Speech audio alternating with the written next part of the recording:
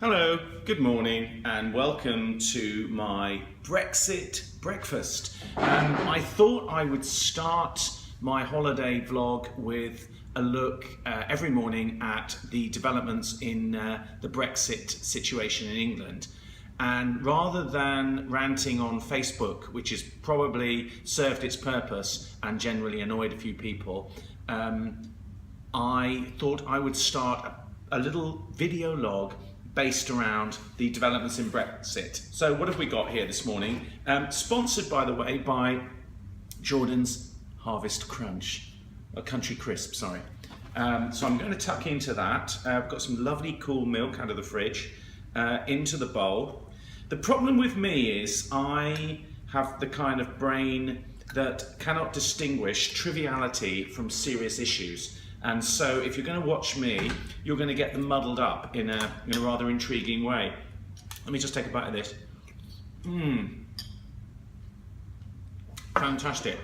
Well, the good news is that Boris Johnson, who I really don't like very much, has been ruled out of the Tory leadership. He's actually, to borrow a metaphor from Geoffrey Howe's resignation speech, when he famously initiated a leadership challenge to Margaret Thatcher in 1990, it's a bit like sending your best batsman out to bat, but before he goes out you break his bat or something like that. I'll have to check that one out. So the unfortunate thing is that the rather creepy Michael Gove has somehow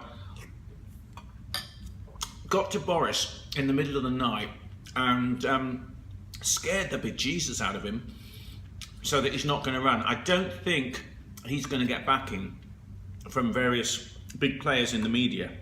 So I need to read up a little bit about it, but that's basically your news in a nutshell. Boris is not going to run for Prime Minister.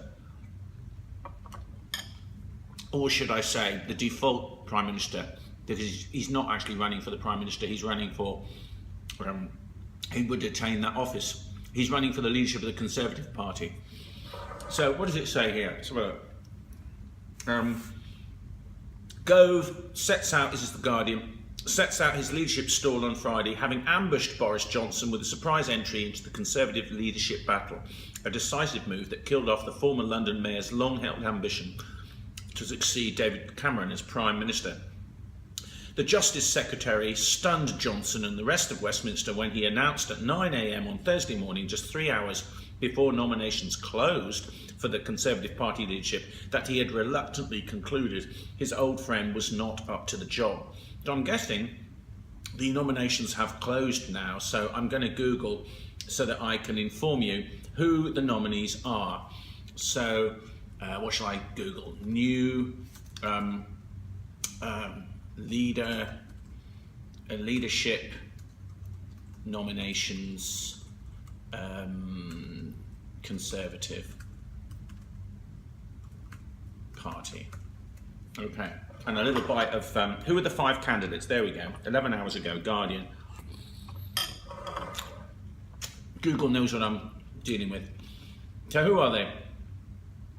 Theresa May. She's the, I think she might have been Remain. She's the kind of, I don't know. I'm going to find out a bit about these people. Theresa May, Michael Gove, Stephen Crabb, Andrea Leadsom, and Liam Fox. Who's the most likely? Well, the only one I've heard of is Gove and Theresa May, the two that I've heard of. So on the basis of that, it'll probably be one of those two. But who knows? The Guardian's got a nice little bit of biography on all of them. Theresa May, 59, her father was an Anglican vicar. A mix of state and private schools, then Oxford University. Okay. Michael Gove, 48, educated at the fee-paying Robert Gordon's College in Aberdeen on a scholarship, and Oxford. Okay. Stephen Crabb, young guy, 43, Born in Inverness, he's Scottish. Brought up in Pembrokeshire, mainly by a single mother on a council estate. No, there you go. He's my favourite already.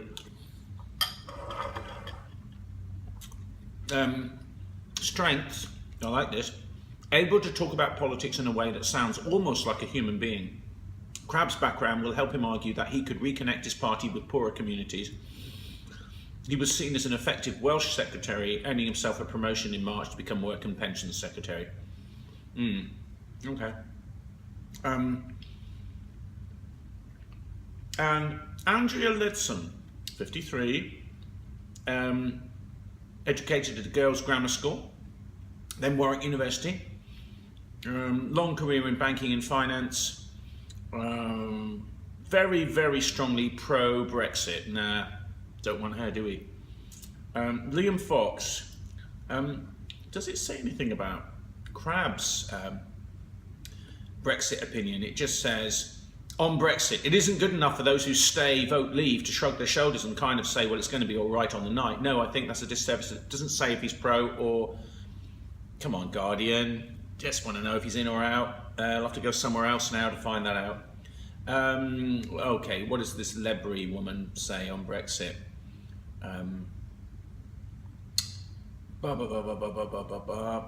My family lived in Portugal for 10 years. I love the Germans. I love Swedish food. I speak French. I love Europe. What I hate is the EU and the way it is destroying such a fabulous continent.